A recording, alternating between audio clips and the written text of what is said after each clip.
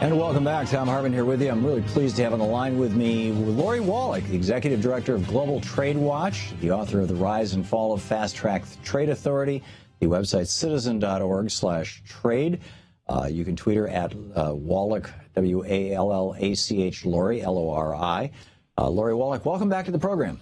Thank you, Tom. It's always great to have you with us. I understand that there is a new study out about the TPP. I've had a number of people over the last month or so say to me, yeah, that TPP thing, I mean, even Secretary Clinton is opposed to it now. It's dead. And I keep saying, no, I think, the night before Thanksgiving or the night before Christmas, it's Congress is going to slip this thing through. What's your opinion? Well, I think there is real peril that there'll be a push to pass the agreement after the election, like you said, in a lame duck session of Congress, where those who have decided to retire and those who've just lost their elections will be all thinking about their next job, maybe in corporate America, and they'll still be empowered to vote, but they won't be at all accountable to their constituents. Right now, they don't quite have the votes to pass it, despite all of the push. But post-election, who knows? Yeah, it's an excellent point. So tell me about this new study on the TPP. Well, this new study is something all of us who need to make sure they don't have the votes post-election, which before talking about this grim study, I want to make the point it's totally doable to stop the TPP. This is a winnable fight, and it will make an enormous difference for all of our futures. Every single one of us needs to regularly be in contact with our House of Representatives matter. This fight is going to actually be in the House, not the Senate. Both the House and the Senate have to vote, but the real knockdown dragout is in the House. It's where they don't have the votes.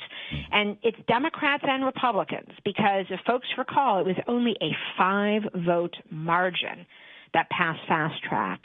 So all we need to do is get a handful of Democrats and Republicans in the House who have buyer's remorse for letting the president have this authority to finish what has been a TPP that, as you're pointing out, this new report shows is really, really bad. So the history of these reports. So first of all, this is a report from the ITC. This is the U.S. International Trade Commission, which is supposed to be promoting the TPP. Do I have that right? Well, here's the history of these reports. The fast track statute requires the United States International Trade Commission, a sort of ostensibly independent agency that's supposed to do an analysis of every trade agreement and deliver it to Congress 100 days after the text is final. The problem is the U.S. ITC has, for the last several decades, been a cheerleader for the agreements, even though that's not their statutory remit. That's the reality.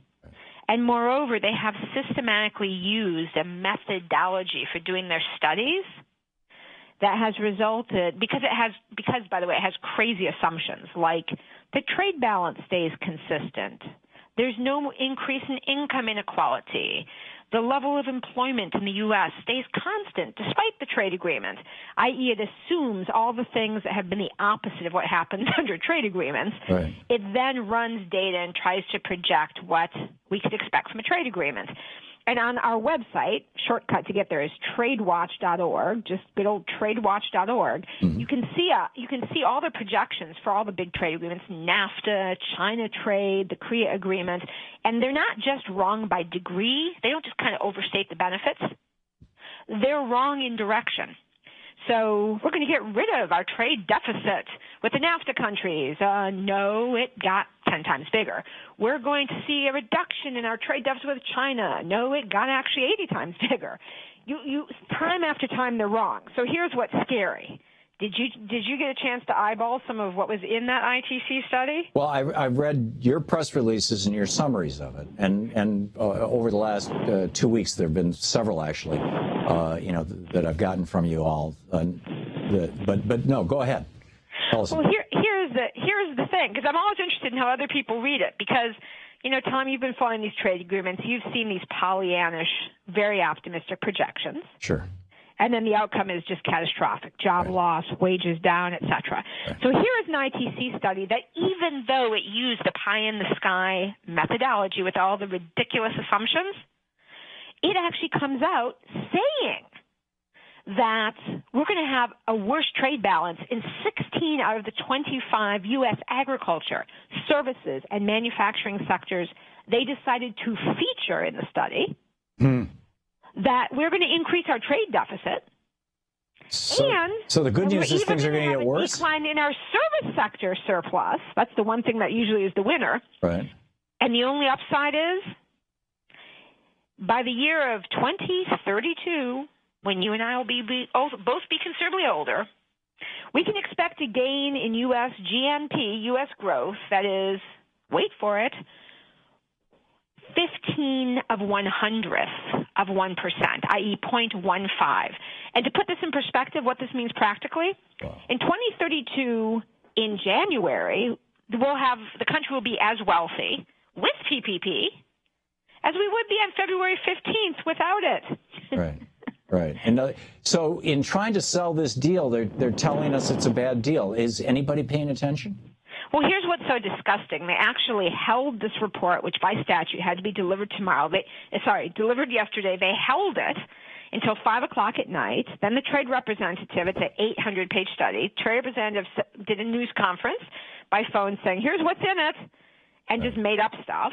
And a lot of the coverage actually, though it did say that the upsides are very modest, missed the real story, which is this is the most negative government projection any trade agreement in the last 30 years. And given they always overstate them, if they say it's pretty bad with very little upside, it's going to be catastrophic, but the coverage is missing it. So they want to use this to try and push the agreement.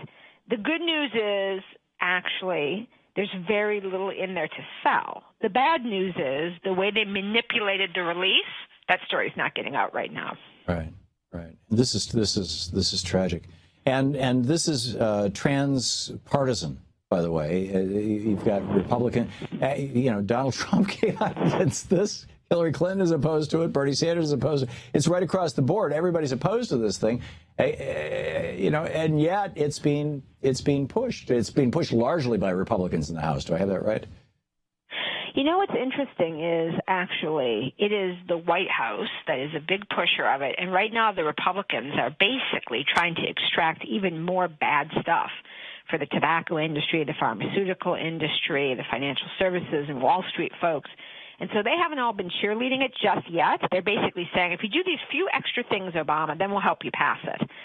And that's the Republican leaders. But you are spot on that there are big blocks of Republican House members who aren't the leaders and lots of Democrat House members who are against. And folks, when I say, because I'm up here, I can see the Capitol from my window right now as I'm talking to you. We're counting these votes all day, every day.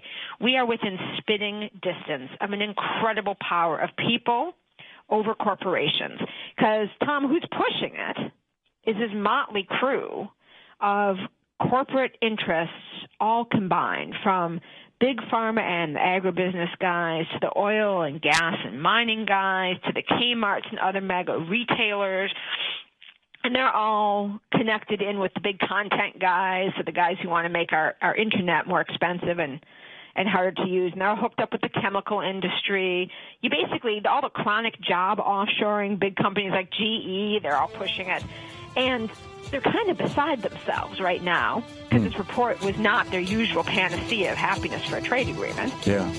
Well, and they know the public hates it. Democrats and Republicans alike. So we can win, and they know it. We still got work to do. There you go. So get thee over to tradewatch.org and check this thing out, because this is a big deal.